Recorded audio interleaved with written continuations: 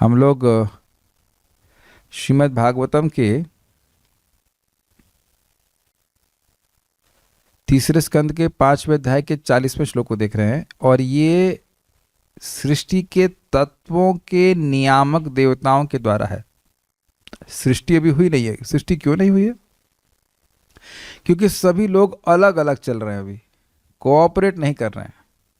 आकाश है, जल है, सब कुछ है, लेकिन एक साथ अभी मिल नहीं पा रहे हैं। और एक साथ मिल करके हार्मोनी के द्वारा सृष्टि करने के लिए वे प्रार्थना कर रहे हैं भगवान से। तो पिछले ये दूसरा श्लोक है उस प्रार्थना का, और हमने पहले श्लोक में क्या सुना था उसको मैं देखता हूँ। पहले श्लोक मतलब ऑफ दिस प्रेयर्स। देवा उचुहु नमामते देव पदारविंदम प्रपन्नतापोपशमात पत्रम यन्मूलकेता यतयोंजसोरूर संसार दुखम बहिरुत्क्षिपन्ति।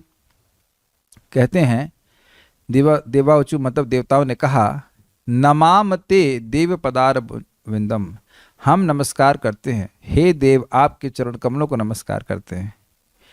कैसे चरण कमल हैं? तो कहते हैं प्रपन्न ताप उपशम, जो आपके शरणागत हैं, जो इस चरण कमल के शरणागत हैं, उसके उनके तीनों तापों को वह उपशमन करने वाले हैं। और इसलिए अतापत्रम आतपत्र मतलब यह छत्र के समान है। जैसे हर व्यक्ति जहाँ इस समय आप रिलेट कर सकते हैं, इस समय 47 डिग्री टेम्परेचर चल रहा है, तो जो लोगों को गर्मी नहीं अच्छी लगती है तो जहाँ भी जाएंगे उनको घाम लगता है, सूर्य का ताप लगता है, जहाँ भी जा रहे हैं वहाँ घाम लग रहा है, तो वो छत्र लगा लेते हैं तो ऊपर के जो ताप है उसका वह निवारण कर देता है। तो जैसे एक छत्र हर जगह जाकर के हर समय ताप का निवारण करता है, ऐसे ही जो भगवान के चरण कमलों की शरण लेते हैं उनके तापों का निवारण भगवान करते हैं। बहुत सुंदर बात कही जा रही है। खुद वैसे तो भगवान को ताप लगेगा नहीं, लेकिन छाता खुद धूप सहन करता है और अपने शरण में आए व्यक्ति को छांव प्रदान करता है। ऑल दो ये बात इसलिए सही नहीं है क्योंकि भगवान को ताप लगता नहीं है, लेकिन निरंतर ताप से बचाने के अर्थ में बताया गया है। और उसको एक सिद्धांत के द्वारा बता रहे हैं कि यन मूल केता, जिन चरणों के तलवे को, मूल को, केता अर्थात अपना आश्रय, अपना घर, अपना निकेत बनाए हुए, यतया मतलब जो यत्न कर रहे हैं, अपने मन को भगवान में लगाने का यत्न कर रहे हैं, वे अंजसा बड़ी आसानी से उरु मतलब बहुत बड़े विशाल संसार के दुख को, बार बार जन्म लेने के दुख को बहिरुत्क्षिपन्ति बहुत दूर से ही त्याग देते हैं। अब जो ऐसा नहीं करते हैं उनके बारे में बता रहे हैं। देखिए ये शैली तो आपने कई बार सुनी है, ये करोगे यानी अन्वय मुख से कहना, ये भाषा समझ लीजिए। अन्वय मुख से कहना मतलब पॉजिटिव इंजेक्शन करना, ये करोगे तो ये लाभ होगा। क्या सुना आपने? भगवान की शरण में जो जाते हैं उनके तापों को भगवान नष्ट कर देते हैं। अच्छा, नहीं करेंगे तब क्या होगा? हम सभी लोगों को ये दोनों बातें समझनी होती हैं। करोगे तो ये होगा और नहीं करोगे तो ये होगा, तब जाकर के थोड़ी बुद्धि बनती है, जो करना चाहिए उसको करते हैं। अगर ये कहे कि कर लीजिए और नहीं करने से भी चलेगा, तो हम क्या करेंगे? नहीं करेंगे। Do you agree with this? कोई ऐसा ढीठ है जो ऐसा ना करता हो? Anyone please raise hand. जब तक ये कह दें कि ये करोगे तो ये होगा और ये नहीं करो और ये नहीं करोगे तो ये हो जाएगा, तब तक हम नहीं करने वाले हैं। क्योंकि हम लोग की एक बीमारी, उसका नाम है स्वैर आचरण। हम बस वही करना चाहते हैं जो हम करना चाहते हैं। We have learn like this. ऐसे ही बचपन से आज तक यही सीखते हैं, ये करोगे तो ये मिलेगा और ये नहीं करोगे तो ये हो जाएगा, वो हो जाएगा, तब जाके व्यक्ति करता है। आपको याद है कभी कभी घरों में पर्चे बांट देता था, ये पर्चा आपने पढ़ लिया, अब अगर आपने इसके 100 पर्चे और नहीं बांटे तो आपके संग ये हो जाएगा, वो हो जाएगा। हमने कभी नहीं बांटे और कभी कुछ नहीं हुआ। ऐसा पढ़े आपने? अकस्मात बांट देते वो लोग। आजकल ये सब व्हाट्सएप पे लगा है। तो यही ऐसे कहते हैं अन्वय और व्यतिरेक मुख। अन्वय मुख मतलब करोगे तो ये लाभ होगा, तो ये आप इस श्लोक में देख रहे हैं। और व्यतिरेक मुख से वो समझा रहे हैं। तो व्यतिरेक मुख से क्या समझा रहे हैं? देखिए इस श्लोक में 40th में कि जो व्यक्ति, हे विधाता, जो व्यक्ति आपके चरण कमलों की शरण नहीं लेता है वो कहीं भी जाए तो उसके ताप नष्ट नहीं होते। This is brilliant. पहले वाले श्लोक में क्या सुना था? अन्वय में, अन्वय मुख समझते हैं। अन्वय मुख मीन्स पॉजिटिव इंजंक्शन के द्वारा बोल रहे हैं कि कहीं भी जाएगा उसके ताप दूर से ही भग जाएंगे। और यहां बोल रहे हैं कि जो आपकी शरण में नहीं जाएगा वो कहीं भी जाएगा तो तपेगा ही। तो मेरे पीछे श्लोक बोलिए। धात्यार्य दस्मिन् भव ईश जीवास तापत्रयेणा विहता न शर्मा। धातर्यदस्मिन् भव ईश जीवास् तापत्रयेणाभिहता न शर्मा। आत्मन् लभन्ते भगवंस्तवाङ्घ्रिस् छायां सविद्या मत आश्रयेम। आत्मन् लभन्ते भगवंस्तवाङ्घ्रे छायां सविद्या मत आश्रयेम। धातार्यदस्मिन् भव ईश जीवास् तापत्रयेणा विहता न शर्मा। धातर्यदस्मिन् भव ईश जीवास् तापत्रयेणाभिहता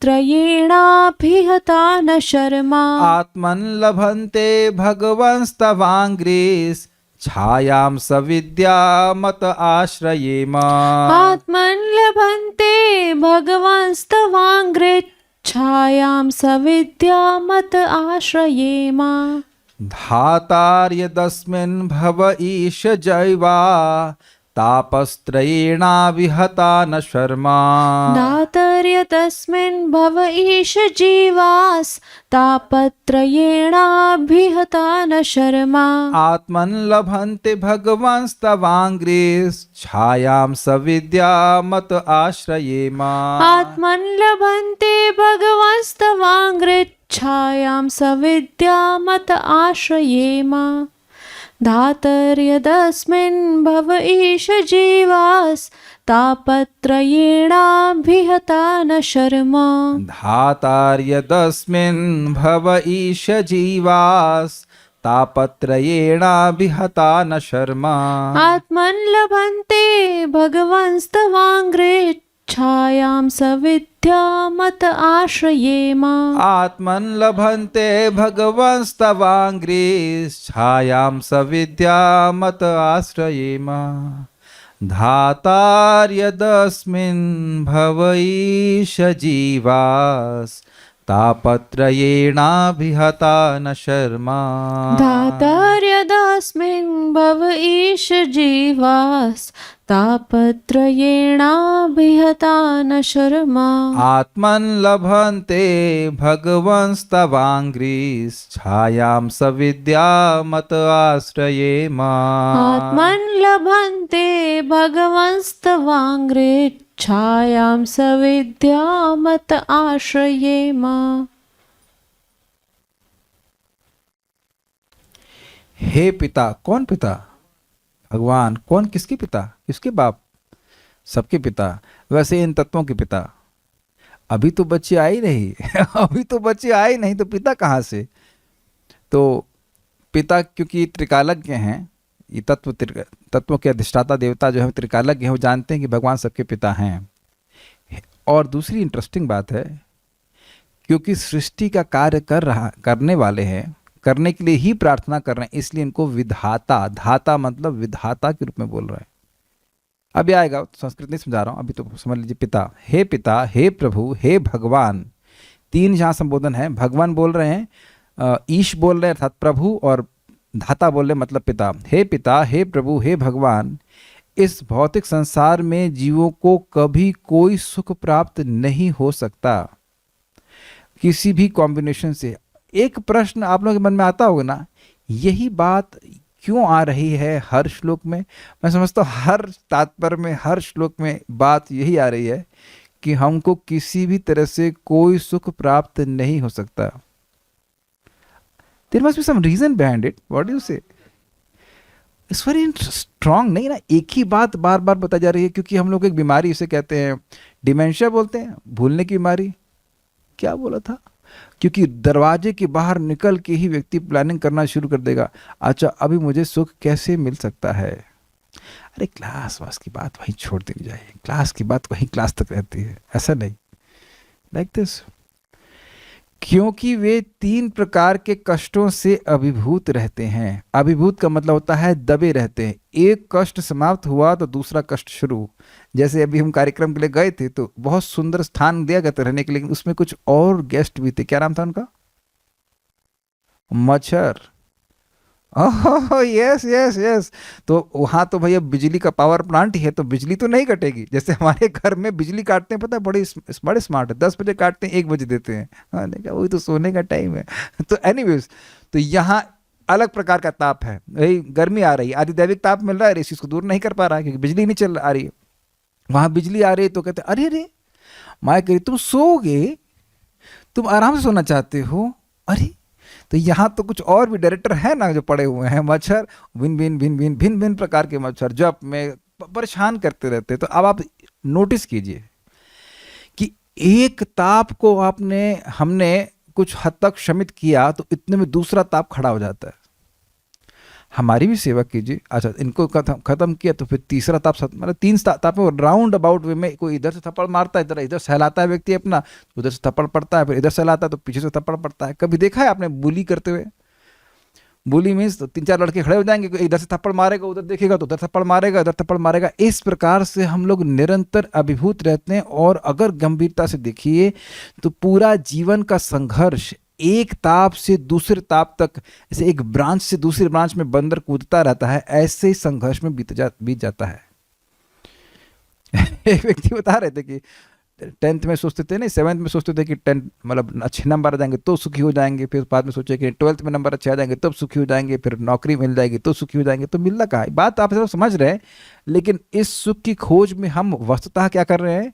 दुखों से निवृत्त होने का संघर्ष मात्र कर रहे हैं और उसमें असफल हो रहे हैं। बहुत बार तो ताप निवृत्त भी नहीं होते।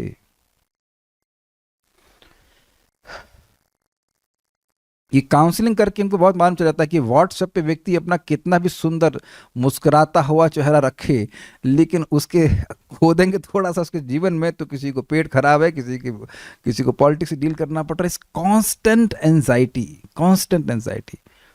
देखिए अभी टीकाओं में बड़ी सुंदर बात आएगी। हम लोग स्वरूप भूत रूप से सुखी हैं। कहां है वो सुख? क्या मेरी बात समझ में आई?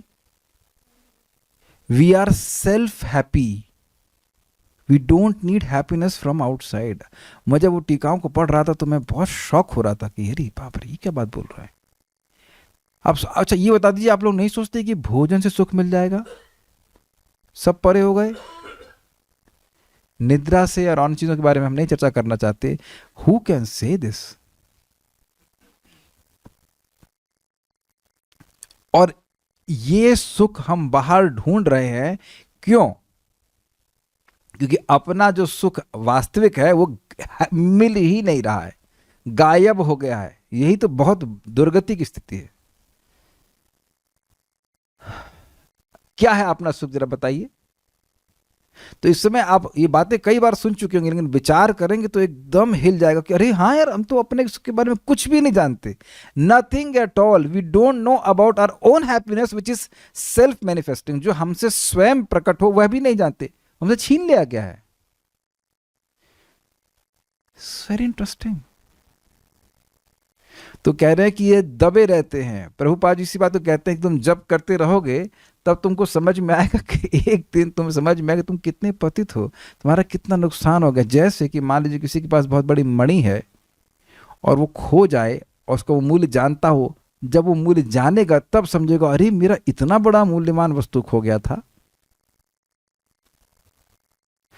Before we go forward, how many of can, हमें से कोई नहीं कह सकता कि हम अपने सुख का अनुभव कर रहे हैं जो हमारे स्वरूप से प्रकट हो रहा हो। Very far. एक बात बड़ी सुंदर बता रहे थे सच्चिदानंद महाराज, और कह रहे थे कि मान लीजिए आपको एक रूम में बंद कर दिया जाए, खाने पीने की व्यवस्था है जो ठीक है, लेकिन कब तक रहेंगे आप अकेले? 1 घंटा जब कर लेंगे, फिर 2 घंटा, 3। तो आप देख सकते हैं कि हम लोग अभी सेल्फ एफल्जेंट सुख से बहुत दूर हैं। एक प्रश्न पूछ रहे हैं भक्त, अपना सुख क्या है? यही तो बोल रहा हूं कि हम लोग अपने सुख से पूर्णतः अनभिज्ञ हैं। जैसे सूर्य की रोशनी में स्वतः प्रकाश होता है कि नहीं होता है? सूर्य से आ रहा होता है और उसमें भी रोशनी होती है। तो अब वैसा ही प्रकाश आत्मा का है। तभी तो ब्रह्मभूत अवस्था में कहा जाता है ना शोचती ना कांक्षती, कुछ भी नहीं, किसी भी चीज के लिए शोक नहीं करता, किसी भी चीज के लिए आकांक्षा नहीं करता। At least we are hearing about this, we are hearing about ourselves. हम अपने बारे में सुन रहे हैं। ये बहुत बहुत बड़ी बात है, बहुत बड़ी दुर्गति है। ये चाहिए मिल जाएगा, वो मिल जाएगा, ये मिल जाएगा। जब तक ये भावना आ रही है कि ये मिल जाएगा और मैं सुखी हो जाऊंगा, मतलब मैं सुखी नहीं हूं। जैसे मैं अभी भोजन करके आया हूं, तो अब कुछ भी खिलाइए मैं नहीं खाने वाला, एटलीस्ट अभी। अभी अभी अभी अभी हम हमेशा के नहीं बोल रहे हैं, लेकिन अभी तो बिल्कुल नहीं, बिल्कुल नहीं खाने वाले, बिल्कुल पेट भरा हुआ है, तो एकदम संतुष्ट है फॉर एटलीस्ट 2-3 आवर्स और नाइट 8 आवर्स। तो एक एग्जाम्पल दी जा रहा है। तो आत्मा से जब अपने आप में जो सुख मिलता है, आत्मा को अपने रियलाइजेशन मिलता है, तो वो सुखी हो जाता है। और वह सुख इंद्रियों जनित नहीं होता। अब जो प्रश्न किया गया कि अपना सुख क्या होता है, तो कैसे समझाया जाए इस बात को? नहीं समझा सकते, क्योंकि हम लोग सुख की धारणा कहाँ करते हैं? इंद्रियों का संपर्क जब उनके विषय से होगा तो उसे सुख कहते हैं। ये एक अमेजिंग लाइन है, बहुत अच्छा श्लोक है ये। आप बताइए सुख, चलिए भक्ति के बारे में अभी अब मत बात करिए, सुखी कैसे होंगे? तो इमीडिएटली अगर खा करके या सो करके या एक्स्ट्रा एक्सेट्रा एक्सेट्रा, कोई मूवी देख करके ऐसे करके, इंद्रियों से जनित सुख को ही हम जानते हैं और कुछ जानते ही नहीं है। तो ये बातें हैं। और अद्भुत बात है कि वैकुंठ के पार्षदों को इंद्रिय जनित सुख से मतलब ही नहीं है। भुंजे सेवा सुख, भगवान की सेवा के सुख में वे निमग्न रहते हैं। तो अपना सुख से मतलब है भगवान श्री कृष्ण की सेवा का सुख, वास्तविक रूप से बात यह है। लेकिन वह उसके बारे में व्यक्ति अनभिज्ञ है, इसीलिए यहां मारा मारा फिर रहा है और उन वस्तुओं में सुख का कल्पना कर रहा है जहां सुख हो ही नहीं सकता, जैसे कि शरीर। तो इसीलिए कह रहे अभिभूत रहते। अभिभूत का मतलब दबे रहते हैं, उनके पास सोचने का मौका ही नहीं रहता इन तापों से अलावा। अतएव वे आपके उन चरण कमलों की छाया की शरण ग्रहण करते हैं जो ज्ञान से पूर्ण है, और इसलिए हम भी उन्हीं की शरण लेते हैं। जरा पूरा फिर से पढ़ लेते हैं, क्या बोला गया? हे पिता, हे प्रभु, हे भगवान, इस भौतिक संसार में जीवों को कभी कोई सुख प्राप्त नहीं हो सकता, क्योंकि वे 3 प्रकार के कष्टों से अभिभूत रहते हैं। अतएव वे आपके उन चरण कमलों की छाया की शरण ग्रहण करते हैं जो ज्ञान से पूर्ण है, और इसलिए हम भी उन्हीं की शरण ग्रहण कर लेते हैं। अतएव का लिंक क्या है? देखिए, जीव दुखी है अज्ञान के कारण। कौन सा ज्ञान? अविद्या। तो अविद्या यानी अज्ञान, तो अज्ञान को कैसे कौन काटेगा? ज्ञान, कि भाई मैं ये देह नहीं हूं। यही संस्पर्श जा भोगा दुख यो न एवते आद्यंतवंत कौन्तेय न तेषु रमते बुधा। तो अविद्या से ग्रसित जीव इस बात को नहीं समझ रहा है कि इंद्रियों का भोग, इंद्रियों का संपर्क उनके विषयों से होता है, तो वहीं से दुख जनित होता है। तो अब वो उसी में लगा पड़ा है। जब उसी में लगा पड़ा है तो दुख प्राप्त होता रहेगा। तो यानी कि उसको ज्ञान हो जाएगा तो उसका अज्ञान नष्ट हो जाएगा और दुख नहीं मिलेगा। तो ज्ञान से अज्ञान नष्ट होता है, और यह बात समझते हुए जो समझदार लोग हैं वह भगवान की शरण लेते हैं। तो क्योंकि भगवान की शरण लेने से ज्ञान अपने आप प्रकट हो जाता है। वासुदेव भगवती भक्ति योग प्रयोजितः जनयति आशु वैराग्यम ज्ञानम च यद हेतुकम। ये 2 बच्चे सबको पैदा करने होते हैं, चाहे वो ब्रह्मचारी हो चाहे गृहस्थ हो। ट्विंस शादी हो या ना हो, ये 2 संतान आपने करनी है। वासुदेवे भगवती, भगवान वासुदेव में भक्ति योग प्रयोजिता, भक्ति योग में बढ़िया से योजित रहता है, मन लगा रहता है व्यक्ति। तो जनयति आशु वैराग्यम, उसके हृदय में 2 चीजें प्रकट हो जाती हैं, ज्ञान और वैराग्य। ज्ञान का मतलब भगवत अनुभव जनित ज्ञान, भगवान का ज्ञान, भगवान का सुख।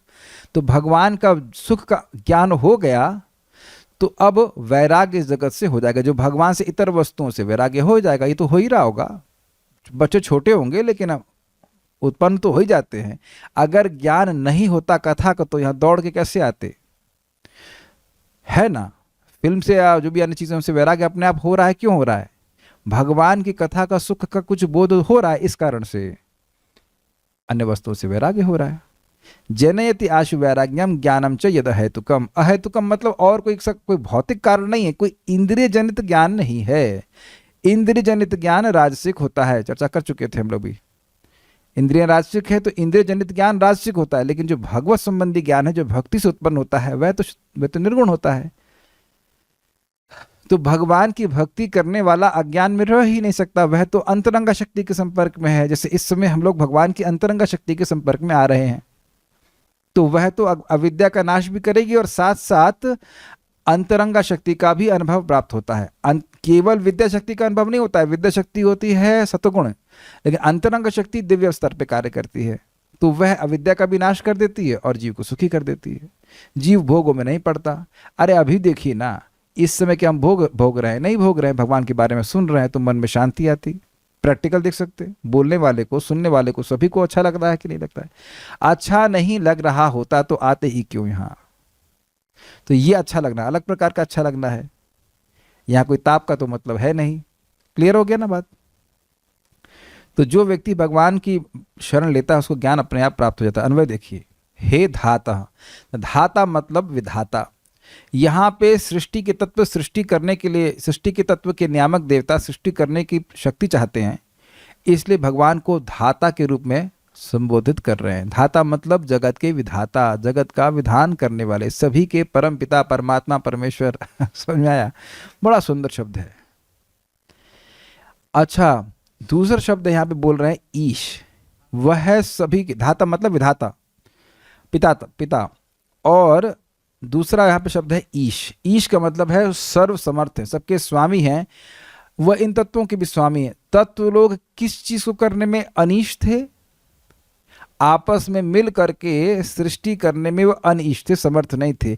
इसलिए भगवान को ईश करके संबोधित कर रहे हैं कि भगवान आप हमारी इच्छा को जानते हैं, आप कुछ व्यवस्था करेंगे कि हम लोग सब मिलजुल करके सृष्टि कर पाएं। इसलिए कह रहे हैं ईश, जो काम हम सबसे नहीं हो सकता वो आप अकेले ही कर सकते हो। यत, क्योंकि अस्मिन भवे, अस्मिन मतलब इस, और भवे मतलब जहाँ बार बार हो, भव मतलब होना, तो भवे मतलब संसार में यहाँ बार बार जन्म हो रहा है, बार बार मृत्यु हो रही, तो इसको भवसागर कहते हैं, संसार कहते हैं। जीवाः तापत्रयेण अविहताः। तापत्रयेण, तापत्रयेण क्या अर्थ हुआ? तीन तापों के द्वारा, तृतीया विभक्ति, तीन तापों के द्वारा जीव अभिहत है। हत मतलब, हत मतलब क्या होता है? मारना, परेशान करना। हाँ, इंजर भी कह सकते, injury, very nice word, injury. पीड़ित, यहां पे अनुवाद किया गया आक्रांत, वो ये सब अर्थ है। पीड़ित शब्द बड़ा अच्छा है। मारना में तो मर जाएगा, कुछ खत्म हो जाएगा, लेकिन यहाँ पीड़ा देने के अर्थ में बहुत अच्छा है। और अभी का मतलब क्या होता है? अभितः, बहुत बढ़िया से परेशान है। तो क्या शब्द हुआ? एक यतः, क्योंकि इस जगत में सभी जीव तीन प्रकार के तापों से बहुत अच्छे प्रकार से परेशान हैं। जीव आध्यात्मिक, आदिदैविक तथा आदिभौतिक तीनों तापों से सदैव आक्रांत हैं, लगातार हैं। एक वक्त कह रहे हैं घायल है, हाँ घायल भी, ठीक है। एवं किसी भी प्रकार से, बड़ा अच्छे तरह से रखा गया, किसी भी प्रकार से आत्मन, आत्मन को यहाँ पे अनुवाद किया गया है आत्मनि, सप्तमी विभक्ति, यानी कि स्वयं में। शर्म सुख ना लभंते, लाभ नहीं कर सकते। बड़ी सुंदर बात है। हम किसी चीज की शरण तब लेते हैं जब हमारे पास कोई ऑप्शन ना हो। Do you agree my dear all of us the condition souls? ऐसा मत सोचिएगा कि हम कभी किसी से प्रेम से शरण लेते हैं, ना ना। जब कोई मतलब आशय, कोई आसरा ना रहे, कोई ऑप्शन ना रहे, तब व्यक्ति जाता है। दवा कब खरीदते हैं? तभी खरीदते हैं जब कोई ऑप्शन ना हो।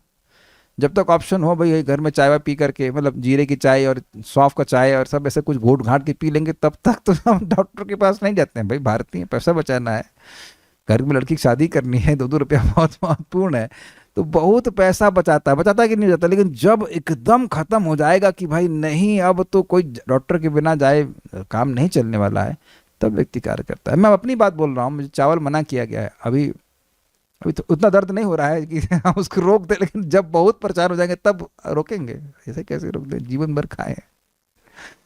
अमेजिंग है ना, जो जो पसंद है वो सब रोक दिया जा रहा है, दाल चावल सब। नहीं जीऊंगा कैसे, कुछ है ऑप्शन? तो पॉइंट मैं खाली ये कहना चाहता हूं कि तीन ताप सता रहे हैं, और किसी भी तरह से जब व्यक्ति को समझ में आ जाएगा कि मेरे सारे प्रयास के बावजूद इनमें से एक ताप की जरा सी भी कमी नहीं हो रही है, तब भगवान के पास जाते हैं। सभी लोग जो ताप से जल रहे हैं भगवान के पास नहीं जाते हैं।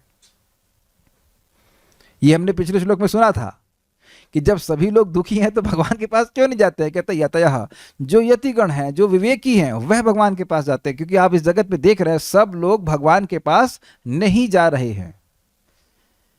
इसीलिए यहां बहुत सुंदर तरह से अन्वय को रखा गया कि किसी भी प्रकार से जब वह अपने में शांति नहीं प्राप्त करते तब भगवान के पास जाते हैं। शर्म का मतलब होता है सुख। ये शर्म शब्द हिंदी का नहीं है, संस्कृत का है। लभ दिशो न जाने न लभे च शर्मा, ये हमने सुना था भगवद गीता की 11वें अध्याय। अर्जुन बोल रहे कि आपके विश्व रूप को देख करके मैं तो भय प्रवृत्त हो रहा हूँ, बहुत परेशान हो रहा हूँ, और मुझे दिशा का ज्ञान नहीं हो रहा है। दिशो न जाने न लभे च शर्मा, मैं दिशा का ज्ञान नहीं बोध कर पा रहा हूँ और मेरे को कहीं शांति नहीं मिल रही है, सुख नहीं मिल रहा है। अब बड़ी सुंदर बात है, स्वयं को जरा विचार कीजिए, स्वयं में सुख नहीं प्राप्त करते हैं। ये क्या मतलब हुआ? आत्मा स्वयं से सुखी है, लेकिन भगवान से विमुख होती है तो माया शक्ति उसके सुख को ढक लेती है। इसे कहते हैं आवरणात्मिका। और प्रक्षेपात्मिका, वह उसे विश्वास दिला देती कि वो देह है और देह के सुखों के द्वारा ही वह सुखी हो जाएगा। कोई एक व्यक्ति हाथ खड़ा कर दे इस पे कि वह ये इसकी स्टोरी नहीं है, सभी की स्टोरी है।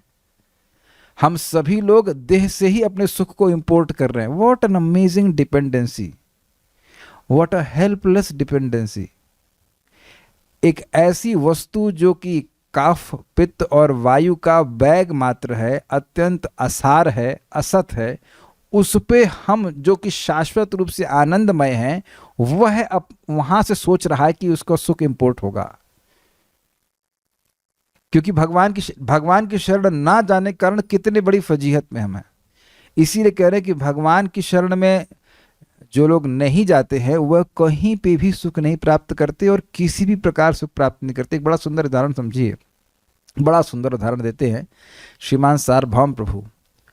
वो कह रहे हैं कि देखिए, मान लीजिए कि आपके जूते बहुत अच्छे हैं लेकिन जूते के अंदर कंकड़ है। आप समझ में आ गया ना, कितना सुंदर एग्जाम्पल है। कहीं भी जाएंगे चाहे कितना सुंदर फर्श हो, बड़ी दिक्कत है। कभी हुआ है आप लोगों के संग ऐसा? हम लोग तो खैर अब चप्पल पहनते तो झटक देंगे बाहर, कितने सालों से पहना नहीं है। कभी बाहर जाते हैं तब याद आता, अरे हम तो घर वाली चप्पल पहन के ही घूम लिए। इट इज लाइक दैट, इतना ध्यान नहीं देते हम लोग। लेकिन याद है वो दिन जब आप जूता पहन के निकले और अंदर कोई छोटा सा कंकड़ था, जहां जा रहे हैं, कहीं पार्टी में जाए, कहीं जा रहे हैं, यू फील वेरी अनकंफर्टेबल। आपने ऐसा अनुभव किया है कभी? लेकिन अगर जूते के अंदर कंकड़ नहीं है तो बाहर चाहे कितना भी कंकड़ हो कोई प्रभाव नहीं देगा। समझ आ गया ना बात? तो भगवान उसी तरह से आत्मा अपने अंदर के सुख को नहीं समझ पा रही है। और देखिए उसका क्लियर अर्थ क्या है। जब जीवात्मा का भगवान के प्रति प्रेम प्रकट रहता है तो वह भगवान की चाहे कोई भी सेवा करे उसे असीमित सुख मिलता है। यानी कि बेसिकली भगवान के संबंध में कोई भी कार्य करे, चाहे श्रवण करे, चाहे कीर्तन करे, चाहे स्मरण करे, चाहे पूजन करे, चाहे कुछ भी करे, कार्य तो हम कुछ ना कुछ करते रहते हैं, उस हर कार्य में उसको असीमित सुख मिलता है। लेकिन हृदय अशुद्ध है तो उसको सुख नहीं मिलता है। जैसे साग में सब कुछ है, नमक नहीं है। ट्राई करना आप लोग, नमक के बिना साग कभी खाया आपने? आपको अच्छा लगता होगा, आपको अच्छा लगता है तब आप then you are not for रागानुगा भक्ति। अरे भाई, बिना, ये राणा जी का एग्जाम्पल है कि बिना नमक के साग कहाँ अच्छा लगता है। कल से इनको नमक के बिना ही खिला देंगे सब कुछ। पॉइंट इज दैट बिना नमक के भोजन नहीं अच्छा लगता है। खा रहा है उसको, देखने में बड़ा अच्छा लग रहा है लेकिन स्वाद नहीं अच्छा लगता है। लेकिन जैसे जैसे भगवान के प्रति प्रेम जागृत होता है तो उसको बड़ा अच्छा लगता है। बहुत अच्छा लगता है। तो आप समझ गए ना आत्मा का सुख का मतलब क्या है। आप अच्छा ये बताइए, कहीं भी जा रहे हैं कुछ स्मरण कर रहे हैं कि नहीं? करते ही हैं, चाहे वो भक्त हो चाहे भक्त हो। तो अब जिसका प्रेम प्रकट हो गया है वो कहीं भी जाएगा उसे भगवान का स्मरण ही अच्छा लगेगा, ये बात है। तो ताप कैसे सताएंगे? ताप तो नहीं सता सकता। Make sense? तो कह रहे हैं कि क्योंकि इस जगत में तीनों ताप सताते ही रहते हैं और किसी भी प्रकार से इन तापों का निवारण होता नहीं है, इसलिए जो लोग विवेकी हैं वह समझते हैं कि भगवान का आश्रय लिए बिना हमें कहीं सुख नहीं मिलेगा। अतः, अतः शब्द है श्लोक में, अतः हे भगवान। भगवान क्यों कह रहे? मतलब भगवान जो षड ऐश्वर्य पूर्ण है, और एक षड ऐश्वर्य में है ज्ञान। इसलिए हे भगवान, सविद्याम, जिनके आश्रय में ही विद्या प्राप्त होती है, ज्ञान प्राप्त होता है, तब अंग्रि छायाम, ऐसे उन चरणों की छाया की हम आश्रयिमा, शरण ग्रहण करते हैं। ध्यान दीजिएगा कि पिछले श्लोक में बोला कि भगवान के चरणों की शरण ग्रहण करते हैं, और यहां बोल रहे हैं चरणों की छाया को की शरण ग्रहण करते हैं। उसको हम अब आगे और समझेंगे कि क्यों ऐसा बोल रहे हैं। अभी तो यही अर्थ समझ आ रहा है कि भगवान के चरण कमलों की शरण लेने से व्यक्ति को विद्या प्राप्त होती। श्लोक देखिए, धाता, हे पिताजी, यत अस्मिन। अच्छा, यत की जगह ऋते अर्थ भी है, ऋते भी पाठ है। ऋते मतलब था बिना। तो धाता ऋते अस्मिन, ऋते अस्मिन का मतलब हो जाएगा कि बिना आपके, बिना अस्मिन भव, इस जगत में आपके चरण कमलों के बिना। ऋते मतलब बिना। और चलिए पहले यत ले लेते हैं, धाता यत अस्मिन, धाता हे धाता, क्योंकि अस्मिन भवे, इस जगत में, ईश, हे ईश, जीव तापतरेण अभिता न शर्मा, जीवात्मा 3 प्रकार के तापों के द्वारा अभिहित हो रहा है, बहुत बुरी तरह से घायल हो रहा है, और न शर्मा, उसे कहीं भी सुख नहीं मिल रहा है। आत्मा न लभंते, और अपने सुख को नहीं प्राप्त कर रहा है। इसलिए भगवंस, एक शब्द अतः भी तो था इसमें, आत्मन लभंते भगवंस तवांग्री, अतः शब्द कहाँ था इसमें?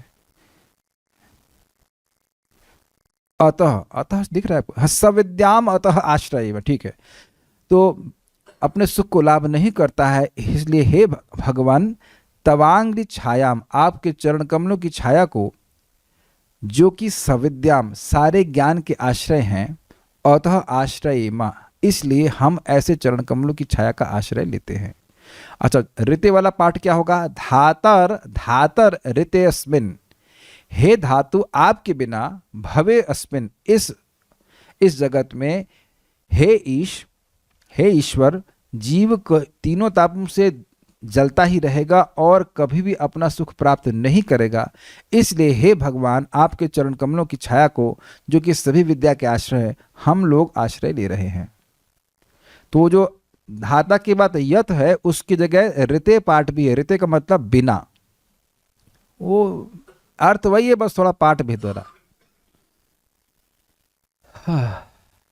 श्रीधरी, संसार में होने वाले श्रम को निवेदित करते हुए देवताओं ने कहा है। अब एक प्रश्न है कि श्रम की बात कहां से आ गई? देखिए 3.5.39 में बोला गया कि भगवान के चरण कमलों का आश्रय, चरण कमलों के मूल का आश्रय। केत का अर्थ हमने समझाया था निकेत, निकेत मतलब घर। तो जो यतया है, जो मुनिगण हैं, वह प्रयास करते हैं कि भगवान के चरण कमलों को ही, चरण कमलों के तलवों को ही घर बना लें। तो उस घर को प्राप्त करके वह दुख से, क्लांति से वैसे ही मुक्त हो जाते हैं जैसे पांतः स्वशरणम गतः, जैसे पांथ वाला जो पथिक है वह बाहर जाने के श्रम से मुक्त हो जाता है जब वो घर आ जाता है।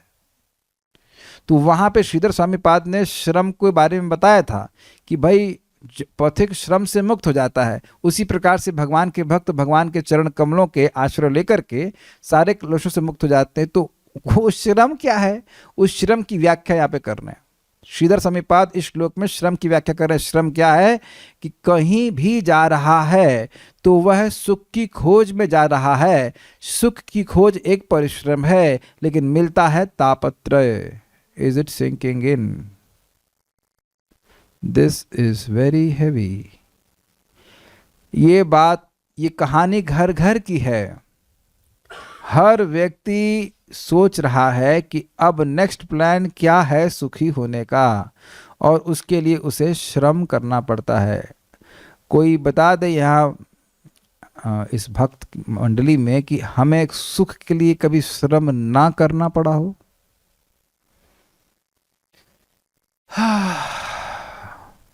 Is very thoughtful. आपको इस जगत में सुख के लिए श्रम करना ही पड़ता है, हम सबको करना पड़ता है। तो कह रहे कि और मिलता क्या है बदले में? दुख ही प्राप्त होता। सुखाय कर्माणि करोति लोके नतः सुखम उपारम अन्यदुपारमम वा।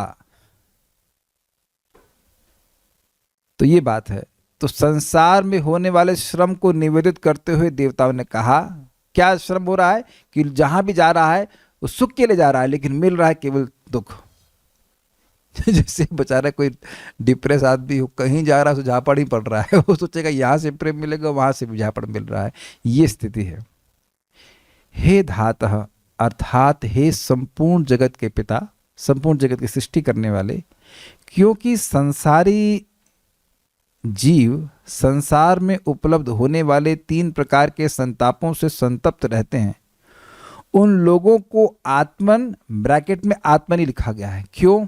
आत्मन मतलब आत्मनि नहीं होता, लेकिन यहाँ पे आत्मन का अर्थ आत्मनि लिया गया है। चारों ने इस प्रकार से समझाया है। आत्मनि का मतलब सप्तमी विभक्ति अर्थात आत्मा में, अपनी आत्मा में, अर्थात अपनी आत्माओं में बिल्कुल शांति नहीं प्राप्त होती है। यहाँ पे आत्माओं का अर्थ है कलेक्टिवली ले लिया गया, नहीं तो हमारी आत्मा केवल एक ही होती है। मेरी आत्मा केवल मेरी आत्मा है। अच्छा, अब आत्मन शब्द को संबोधन में भी ग्रहण कर सकते हैं। आत्मन का अर्थ आत्मनि दिया गया है श्री स्वामी के बाद के द्वारा, और वह उसको अथवा करके कहते हैं। ये संबोधन के अर्थ में भी है। मतलब हे परमात्मन, हे आत्मन, उसे कहीं सुख नहीं मिलता है। समझ पा रहे हैं या नहीं समझ पा रहे हैं? श्लोक देखिए वापस।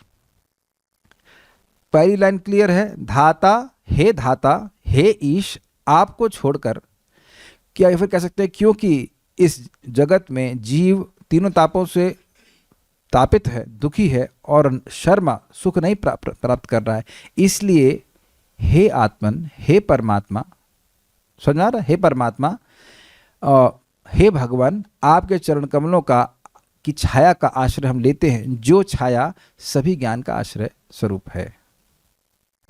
कुछ ग्रहण कर पा रहे हैं? आत्मन शब्द को आत्मनि ले सकते हैं, तब अर्थ होगा कि आत्मनि शर्मम न लभन्ते, आत्मा में जो सुख है उसको नहीं प्राप्त करता है जीव। और दूसरा अर्थ है आत्मन को संबोधन में लेंगे कि हे परमात्मा, वह कहीं सुख प्राप्त नहीं करता है। Is it sinking?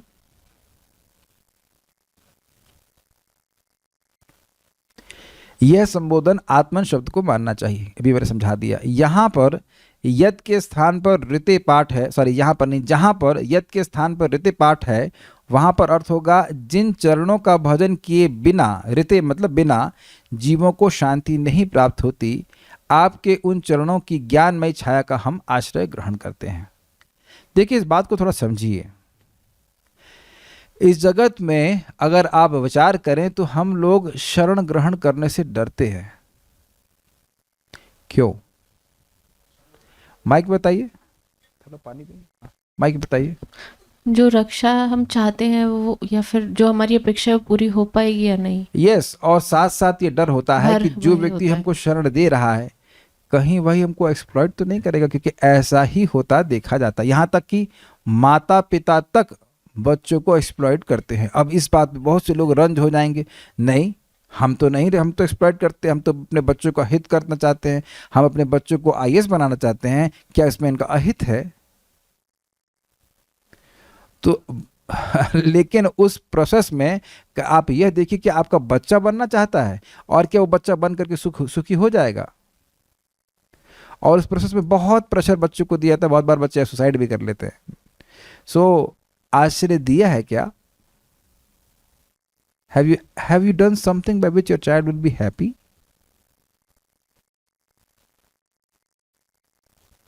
That's a big question, नहीं? You don't ask.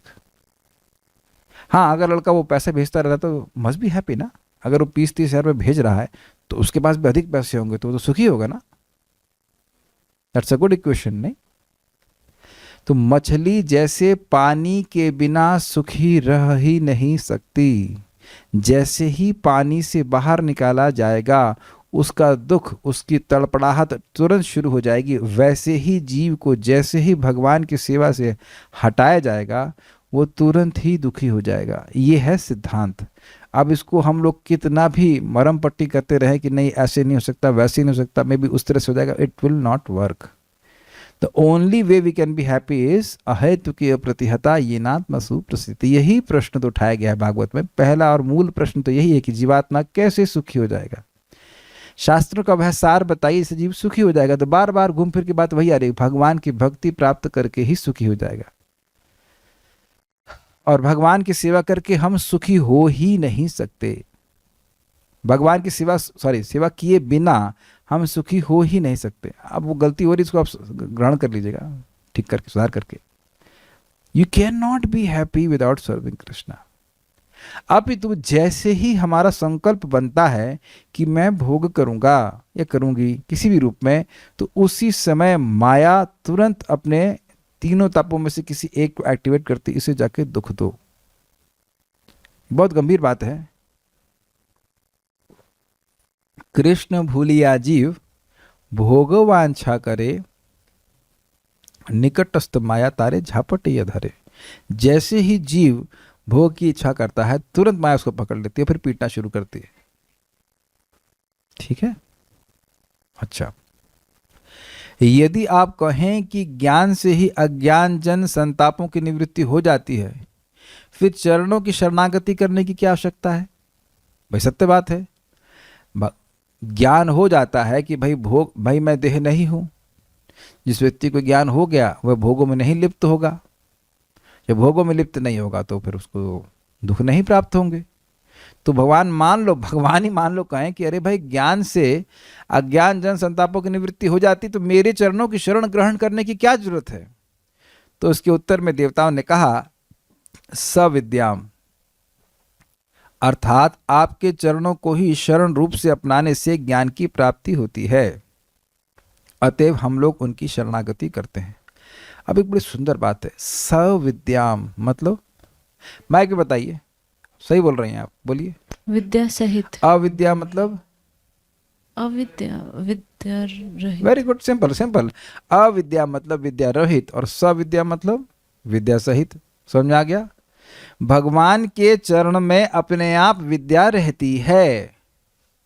विद्या रहती है। जो भी भगवान की भक्ति करता है, चरण का मतलब भगवान की भक्ति करता है, उसके हृदय में ज्ञान प्रकाशित हो जाता है। जैसे सुंदर सा बात बताई जाती है, एक भक्त कवि कहते हैं कि भगवान का नाम देहली दीपक न्याय के अनुसार ज्ञान प्रकाशित करता है। क्या इसका अर्थ है? जैसे एक देहली होती है, मतलब किचन है और इधर रूम है खाने का, तो बीच में आप दीपक रख दें तो दोनों तरफ प्रकाश हो जाता है। उसी तरह अगर जीभ पर राम भगवान का नाम आ रहा है, राम कृष्ण गोविंद मुकुंद आ रहा है, तो बाहर भी ज्ञान हो जाता है और अंदर भी ज्ञान हो जाता है। यानी भगवान का नाम ज्ञान प्रकाश करने की सहज शक्ति से युक्त है। हरे कृष्णा कृष्ण कृष्ण हरे हरे, हरे राम राम राम हरे हरे। यह आप प्रैक्टिकल देख लो कि जो लोग जाप नहीं करते उन्हें भागवत भी कुछ समझ में नहीं आती है। कभी कभी लोग सोच सकते हैं कि हाँ हमको भागवत समझ में आ रही है, लेकिन जाप नहीं करेंगे तो भागवत भी समझ में नहीं आएगी। वो ऊपर समझ में आएगा, लेकिन जो सूक्ष्म बातें हैं वह बिल्कुल नहीं समझ में आएगी, और कुछ होगा भी तो गायब हो जाएगा। इसीलिए हम दोनों ही बातें कह रहे हैं। भगवान का नाम जप भी करना चाहिए, मैं ही नहीं कह रहा हूँ, शास्त्र कह रहे हैं, और कथा भी सुननी चाहिए। एक बात महत्वपूर्ण है तो दूसरी बात महत्वपूर्ण नहीं है, ऐसा नहीं है। सुबह जप करें, शाम को कथा सुनिए, दिस इज वेरी गुड। जप करते हैं तो कथा सुनने की शक्ति प्राप्त होती है, कथा सुनते हैं तो जप करने की शक्ति प्राप्त होती है। Simple. We become more enthused chant Hare Krishna. अब एक बहुत सुंदर बात यहां पे कह दी है, शायद आपने नोटिस नहीं किया होगा। आपके चरणों को ही शरण रूप से अपनाने से ज्ञान की प्राप्ति होती है। नोटिस किया आपने? यानी कि जो भगवान की भक्ति नहीं करता उसे वास्तविक ज्ञान प्राप्त हो ही नहीं सकता। वास्तविक ज्ञान क्या है? भगवत संबंधी, भगवान से हर जीवात्मा का संबंध है। तो जो कोई साधना करके इतना ज्ञान इकट्ठा कर लिया कि वह ये समझ रहा है कि वो भगवान है, तब वह टोटल अज्ञान में चला गया। ये नेरविंदाक्ष विमुक्त मानिनस त्वय्यस्त भावाद विशुद्ध बुद्धये आरुह्य कृच्छेन परम पदम ततः पतंति नादृत युष्मत् पदांग्रह। कुछ लोग अन्य हैं जो भगवान की भक्ति नहीं करते, और यह भी देवताओं का ही कथन है। जब भगवान माँ के गर्भ में थे तो वह उनकी प्रार्थना कर रहे हैं, तो वहाँ भगवान से कहते हैं कि कुछ अन्य लोग हैं जो आपकी शरण नहीं लेते। अन्य अन्य मतलब एक्स्ट्रा बेवकूफ़ लोग। ये ने रविंदाक्ष विमुक्त मानिनस, हे अरविंदाक्ष, हे कमल नयन, कुछ अन्य लोग हैं जो अपने को विमुक्त मानते हैं, मुक्त नहीं विशेष मुक्त मानते हैं। ये ने रविंदाक्ष विमुक्त मानिनस त्वय्यस्त भावाद अविशुद्ध बुद्ध है, लेकिन आपके प्रति उनका भाव अस्त हो गया है। It's very interesting. जैसे आप देख रहे हैं भगवान का नाम जप करने से, कथा सुनने से आपका भाव भगवान के प्रति उदित हो रहा है, हमें कृष्ण की सेवा करनी है, और वह अपनी तपस्याओं के द्वारा क्या कर रहे हैं, भगवान के प्रति उनका भाव अस्त होता जा हो ही गया, खत्म। कहाँ अस्त? जैसे कहाँ है सूर्य, जैसे इस समय सूर्य अस्त है, सूर्य कहाँ है? कहाँ है सूर्य? कहीं नहीं दिख रहे। उसी तरह उन्हें भगवान का यश कहीं नहीं दिखता, भगवान का महत्व अपने जीवन में कहीं नहीं दिखता, वो तो खुद ही भगवान बन जाते हैं। इसीलिए तो विमुक्त मानिनस त्वयस्त भावाद अविशुद्ध बुद्ध है, और उनकी बुद्धि अविशुद्ध है। फिर आरुह्य कृच्छेन परम पदम ततः, वह परम पद की प्राप्ति भी करते हैं बहुत तपस्या करके भी, फिर भी पतंति नादृत युष्मत् पदांग्रह, आपके चरण कमलों के अनादर करने के कारण फिर से गिर जाते हैं, फिर भवबंधन में पड़ जाते हैं, फिर अस्पताल खोलने लगते हैं इस भ्रम रूपी जगत में। अगर मैं कहूं कि मेरा बड़ा सपना आया आज रात में, मैंने एक अस्पताल खोला, what is the value of that hospital? कौन विज्ञापन देने के लिए स्पॉन्सर करेगा कि प्रभु जी ने अस्पताल का सपना देखा है, उसके लिए स्पॉन्सरशिप दो? कभी आप सोच सकते हैं कि मैं इसके लिए ऐसे बोलने वाला हूँ कि मैं स्वप्न में कुछ कर रहा हूँ, उसके लिए स्पॉन्सर कीजिए? तो कहेंगे, आप लोग कह सकते हैं हाँ तो हम लोग स्पॉन्सर भी स्वप्न में ही कर देंगे, है ना? और यहाँ ये लोग बोलते हैं जगत सब स्वप्न है, स्वप्न है, स्वप्न है, तो फिर हॉस्पिटल काय के लिए खोल रहे तुम? और खोल भी रहे हो तो तुम इतना फिर अहंकार करते हो कि हम कल्याण कर रहे, ये कर रहे, वो कर रहे, स्वप्न ही तो देख रहे हो। तो पॉइंट इज दैट, क्योंकि जीवात्मा कभी सेवा किए बिना रह नहीं सकता, और भगवान की सेवा हुई नहीं क्योंकि भगवान की सेवा का ज्ञान था नहीं, तो अब फिर इसी भौतिक जगत में गिर जाते हैं। समझ गए ना बात? इसलिए वास्तविक ज्ञान है कि जीव अपनी वास्तविक स्थिति को समझे। जब तक वह नहीं समझ रहा है, वह वास्तविक ज्ञान में स्थित ही नहीं हुआ, चाहे कितनी भी तपस्या कर ले। तो यही बात बोल रहे हैं कि ऐसा नहीं है, और इस श्लोक से आपको ऐसा सुनना भी नहीं चाहिए कि भगवान की शरण लेने से भी ज्ञान मिल जाता है और नहीं लेने से भी अब तपस्या करके ज्ञान मिल जाता है। यह श्लोक नहीं बोल रहा है। यह श्लोक नहीं बोल रहा है कि आप भगवान की भक्ति न भी करो तो भी ज्ञान मिल जाएगा, ऐसा नहीं बोल रहा है। श्लोक ये बोल रहा है कि भगवान कुछ भी कर ले, आपकी शरण नहीं लेगा तो उसके ताप नहीं जाएंगे, उसको ताप मिलते ही रहेंगे, इसलिए वह आपकी शरण में आता है। ये सच्चे ज्ञान का लक्षण है, ये ज्ञान का लक्षण है। उसे ज्ञान हो गया कि तीनों तापों से बचने की एकमात्र दवा यह है कि मुझे भगवान की शरण लेनी चाहिए। ये ज्ञान है कि नहीं है? देखिए, अभी हमने एक कौतूहलवश में एक सन्यासी के बारे में पढ़ रहा था कि उनकी लाइफ के बारे में, तो वो निर्विशेषवादी, तो पंचाग्नि विद्या होती है ना, 5 प्रकार की अग्नि जला के अपने तपस्या करते हैं, तो वो तो ताप बढ़ा रहे हैं। हम लोग भी अग्नि जलाते हैं भोजन बनाने के लिए, भगवान के लिए, तपने के लिए नहीं।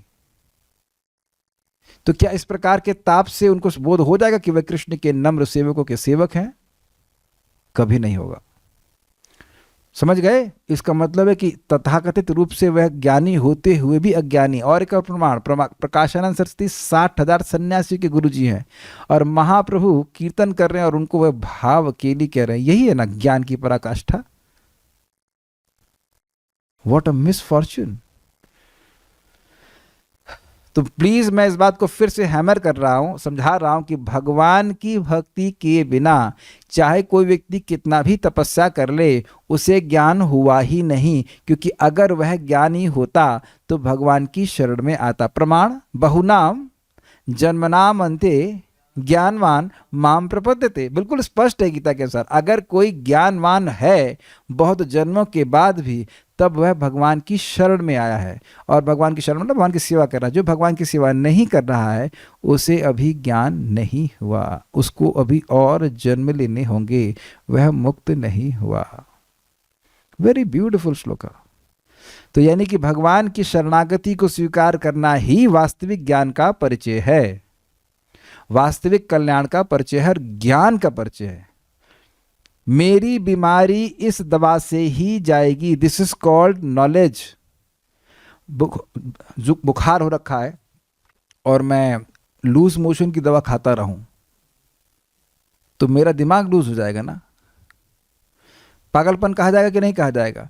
तो उसी प्रकार से जब व्यक्ति समझे कि भाई ये मेरी माया है, भगवान सॉरी क्षमा कीजिएगा, भगवान कह रहे हैं कि उनकी माया है, हमारे उस अर्थ में अर्थ, ये मेरी माया नहीं है, वो तेरी माया है, कृष्ण की माया है, और मैं उनका विरोध करूंगा तो वो पीटेगी, अलग अलग प्रकार से पीटेगी। और यह भी माया का पीटना ही है कि जब मैं अपने आप को भगवान कहने लग जाऊं या मानने लग जाऊं, तो only way I can get out of this Quagmire, बोलते हैं क्या, लैबिरिंथ, लैबिरिंथ बोलते हैं, भूल भुलैया है ना, क्वैगमायर या लैबिरिंथ, ये भूल भुलैया से बाहर आने का एकमात्र तरीका है कि मैं कृष्ण की शरण लूं। लेकिन नहीं समझ में आता लोगों को। यही तो प्रपात कहते हैं, ये लोग नेति नेति करते रहेंगे और हम लोग एक रसगुल्ला प्रपात खाए रसगुल्ला खा के भगवान के पास चले जाएंगे। This knowledge they can not understand.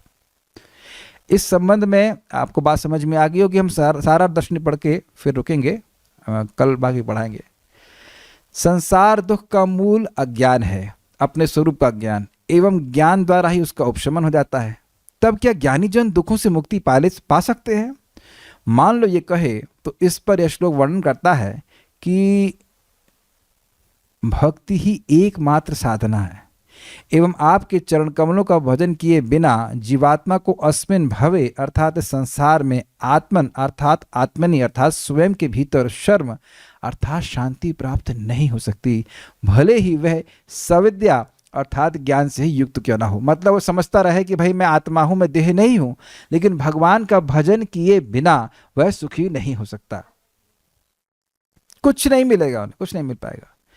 आत्मन अर्थात आत्मनि अर्थात अथवा यह एक संबोधनात्मक शब्द हो सकता है भगवान के लिए। इसकी व्याख्या श्री स्वामी की टीका में कर दी हमने। संबोधनात्मक means addressing in the form of address, हे परमात्मा, उस तरह से। वास्तविक विद्या केवल आपके चरण कमलों की छाया में ही विद्यमान है, अन्यत्र कहीं नहीं। अतः भक्ति रहित ज्ञान सिद्ध नहीं होता। ज्ञान का अनुशीलन कर रहा है लेकिन अगर उसमें भक्ति का सम्मिश्रण नहीं करता है तो कुछ नहीं मिलता। क्या प्रमाण है? ये ब्रह्मा जी का प्रमाण है। इस पर बोलते हैं, श्रेयाश्रितिम भक्ति मुदस्यते विभो क्लिश्यन्ति ये केवल बोधलब्धये तेषामसौ क्लेशल एव शिष्यते नान्यद यथा स्थूल तुषावघाति नाम।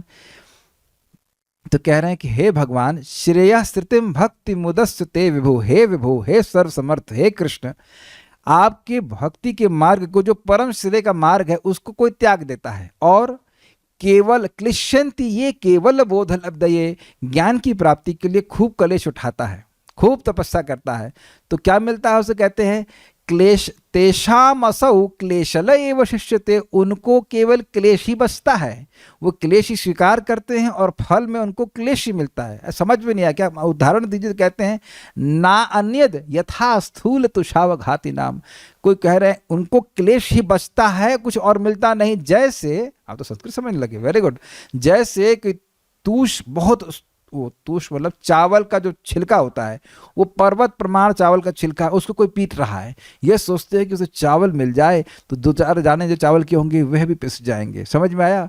तो भगवान की भक्ति को छोड़ करके जो निर्विशेष ब्रह्म अनुसंधान कर रहा है उससे कुछ मिलने वाला ही नहीं है।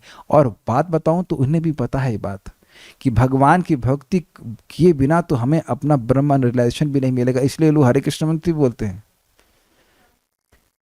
ये लोग कीर्तन करते हैं लेकिन ये शाश्वत कीर्तन नहीं है, ये तभी तक होगा जब तक कि उन्हें ब्रह्म का रियलाइजेशन नहीं होगा, उसके बाद एकदम शांत।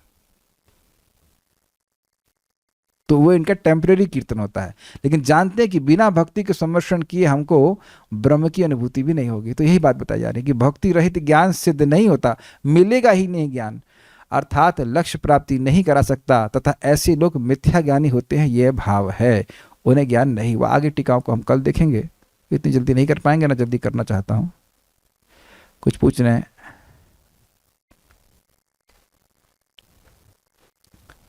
ये सब सुनने के बाद कुछ भी भौतिक करने का मन नहीं करता है। ये सब को थोड़ा भूल कर करना पड़ता है। कैसे निकले इन चीज़ों से? देखिए, बात बड़ी महत्वपूर्ण है। ऋते अर्थम यत प्रतीयता ना प्रतीयता चात्मनि तन विद्या आत्मनो माया यथाभासम यथातमः। किसी चीज को आप भगवान के अर्थ में देख रहे हैं तब वो माया नहीं है, लेकिन अगर किसी चीज को भगवान के अर्थ में नहीं देख रहे हैं तो माया है। सीधी सी बात है। तो अब कुछ ना कुछ कार्य तो सभी को करना ही पड़ता है। हमारे घर में मान लो बिजली जाती तो हमें कुछ व्यवस्था करनी पड़ती कि मीटर में आ रहा है कि नहीं, whatever what is needful we have to do, लेकिन उसका संबंध भगवान की सेवा से है। अब हम मान लो बिजली नहीं आएगी तो सो नहीं पाऊंगा तो उठ नहीं पाऊंगा, तो फिर सुबह सोऊंगा। फिर सुबह तो वैसे भी काफ़ी अच्छा मौसम रहता है सोने के लिए, है ना? तो आपको कुछ ना कुछ मैनेजमेंट तो करना ही पड़ेगा ना। अग्रीड? ये मच्छर आ रहा है तो आपको मच्छरदानी लगानी पड़ेगी। So being in material world you have to do certain things, लेकिन भगवान के संबंध में देखने का प्रयास करना चाहिए।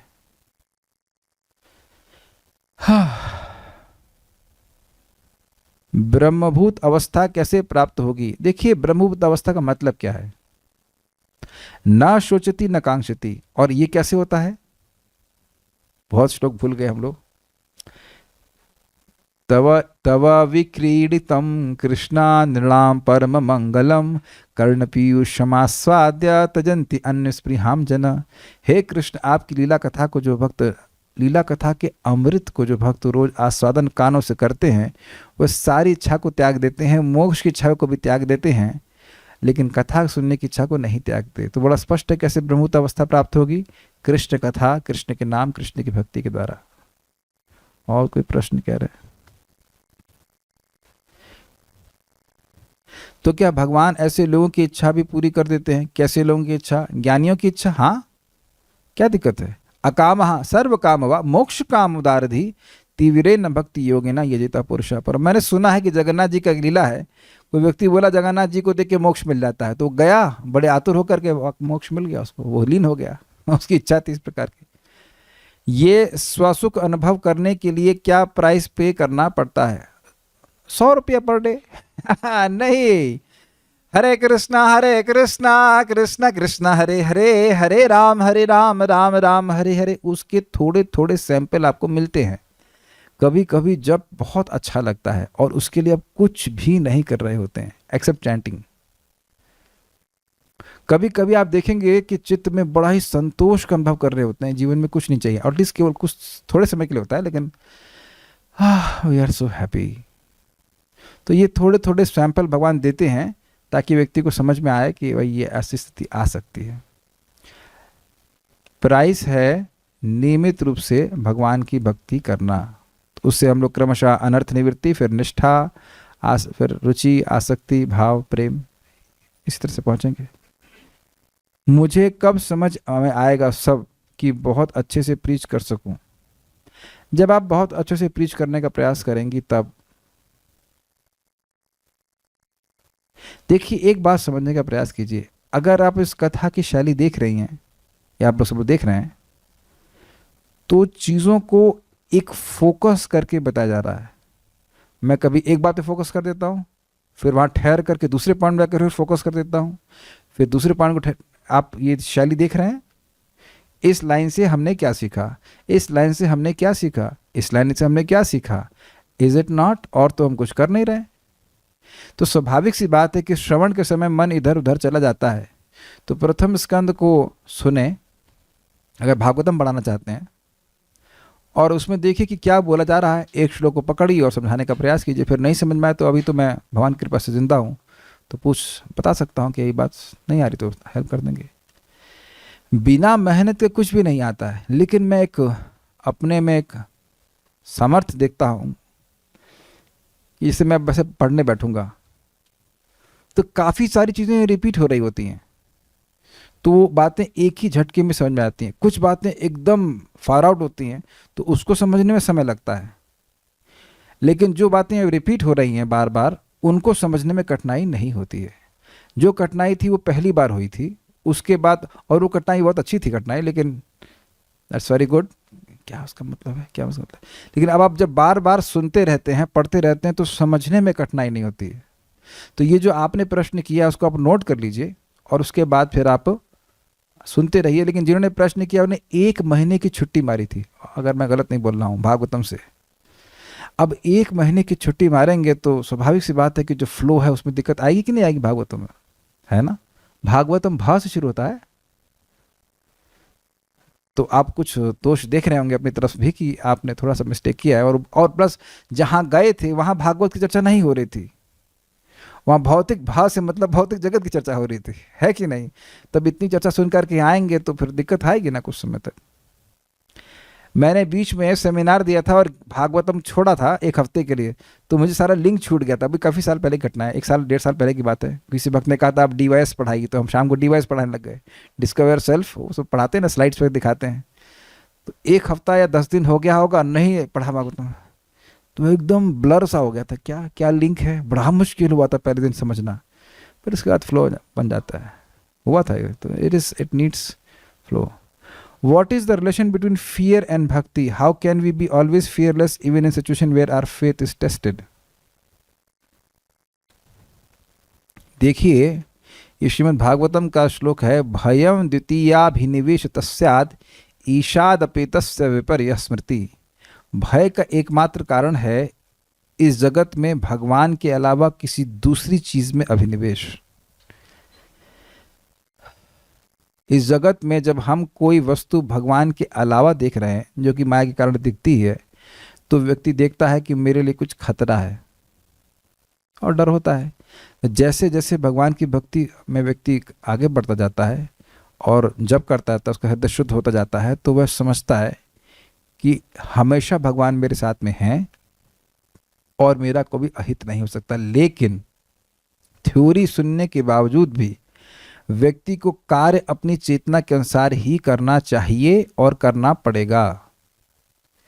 हम श्रील प्रभुपाद जी नहीं हैं जो 40 रुपए लेकर के अमेरिका चले जाएं। ऐसा सामर्थ्य, ऐसा डिपेंडेंस अभी हमारा भगवान पर नहीं है, एटलीस्ट अभी नहीं है। अगर है तो कोई दिक्कत नहीं है, लेकिन अभी नहीं है। तो अपनी योग्यता के अनुसार व्यक्ति को कार्य करना चाहिए, ठीक है ना? तो कम से कम हरे कृष्ण मंत्र करने से तो नहीं डरे। और दूसरी बात, पता नहीं आप श्रद्धा की टेस्ट के बारे में क्या कह रहे हैं, लेकिन क्या ही हो गया है हमारे संग आज तक? कौन आज तक क्या ही कर दिया है कि वो हमारा जप करना रुकवा दे? क्या ही कोई कह सकता है कि मेरे जप करने को रुकवा दे? डर किस चीज का है? दूसरी बात, when our days are numbered in this world, what are we holding on to?